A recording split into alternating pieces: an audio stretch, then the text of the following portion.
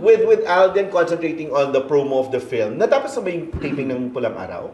Hindi ko pa. Pero nandito ngayon si Alden. Kasi last 5 weeks na lang. Okay.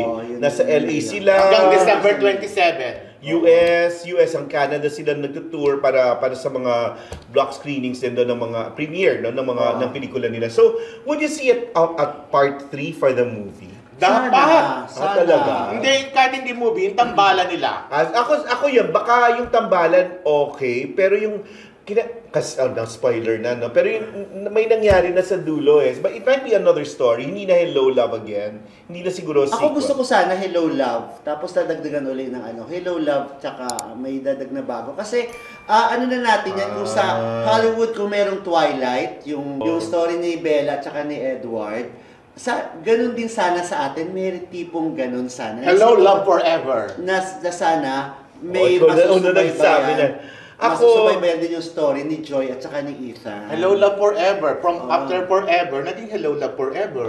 Ako, it might be another film. It might be another film, pero sila pa rin. Sila pa rin. Pero ako, I'm also looking forward to a reunion project ng Catherine at Daniel.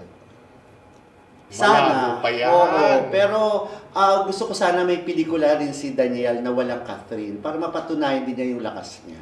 Mapapatunayan naman siguro yan doon sa Pwede, action series ni yung sa Daniel. Incognito, pero pelikula pa rin dapat.